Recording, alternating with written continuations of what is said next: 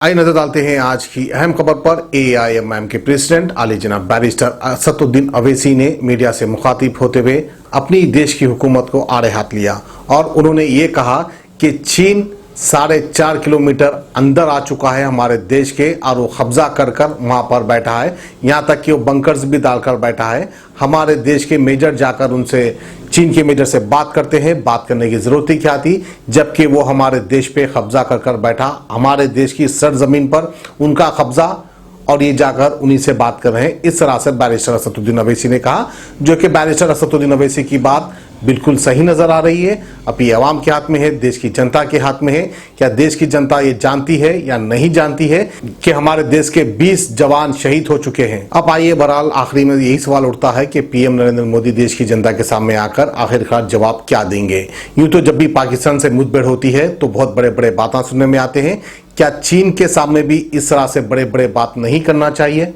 बिल्कुल करना चाहिए। चीन को भी मुंह तोड़ जवाब देना चाहिए। हम उम्मीद करते हैं और हमें भरोसा है हमारे देश की फौज पर, वो जरूर इसका बदला लेगी। तो आइए असदुद्दीन अवैसी क्या कहते हैं हम आपको दिखाते हैं। हम सबसे पहली बात प्राइम मिनिस्टर से हम पूछना चाहते हैं कि इसकी अकाउंटेबिलिटी किस पर है, इसका जिम्मेदार कौन है। क्या प्राइम मिनिस्टर जिम्मेदार है, क्या डिफेंस मिनिस्टर जिम्मेदार है, क्या होम मिनिस्टर जिम्मेदार है, क्या एनएसए जिम्मेदार है या सीडीएस जिम्मेदार है। आखिर इसकी अकाउंटेबिलिटी किस पर फिक्स होगी। इन हमारे 20 जो सिपाही मारे गए, इसकी अकाउंटेबिलिटी किस पर फिक्स होगी। दूसरा ये कि इनकी जो जानें जा चुकी हैं, यकीनन इसका हुकूमत की तरफ से एक जवाब देना चाहिए, जिसको कहें कि एवेंज करना चाहिए। और उसका बेहतरीन तरीका यह है कि चीन को हम हमारी टेरिटरी से उनको हटाएं। जो टेरिटरी उन्होंने भारत की टेरिटरी थी उस पर कब्जा करके बैठे हैं, वरना इन तमाम सिपाहियों की जान जो गई है वो रायगा चले जाएगी। अगर इनकी जान को जो चली गई है रायगा नहीं जाने देना चाहिए। इनकी जान की अगर अहमियत है तो हम वजीर आजम प्राइम मिनिस्टर से, मोदी से इस बात का मुतालबा करते हैं कि आप चीन को हटाइए हमारी ज़मीन से, आप अकाउंटेबिलिटी फिक्स करिए।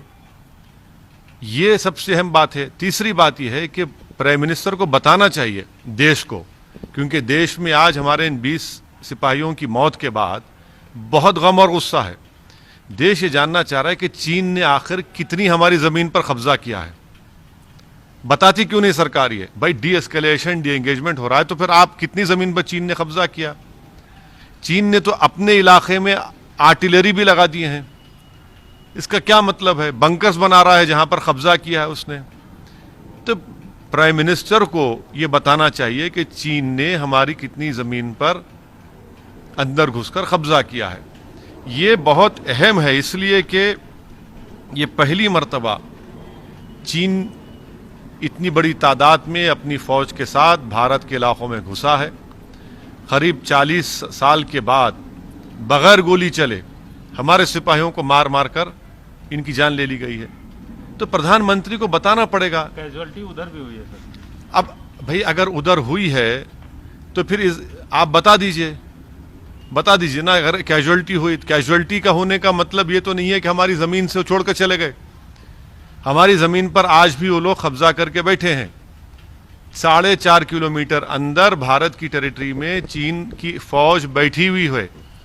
गालवान में जो भारत का इलाका है, हद तो ये हो गई कि कैसे ये सरकार इस बात पर राजी हुई कि जब 2 आर्मी के कमांडर्स की मीटिंग हुई तो भारत की टेरिटरी पर चीन कैंप लगाता है और वहां जाकर हम बात करते हैं।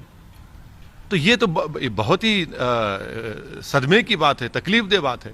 इसलिए उम्मीद करते हैं कि प्राइम मिनिस्टर इन तमाम चीजों का जवाब। जर्मन 10 हॉस्पिटल ऑर्थोपेडिक से मुताल्लिक हर मरीज यहाँ शिफायाब। इनाम याफ्ता doctor Mir Jawad Jar Khan, senior orthopaedic surgeon, advance operation theatre, ICU, digital x-ray, laboratory, physiotherapy, pharmacy, sharing और प्राइवेट रूम्स, लेडी डॉक्टर्स और डॉक्टर अर्जुमन सुल्ताना गैनाकोलॉजिस्ट की खिदमात हासिल। वाजबी फीस और मुकम्मल सहूलियात से हजारों मुतमईन। एम्बुलेंस से आरास्ता German 10 orthopaedic hospital, pillar number 150, Attapur, Hyderabad.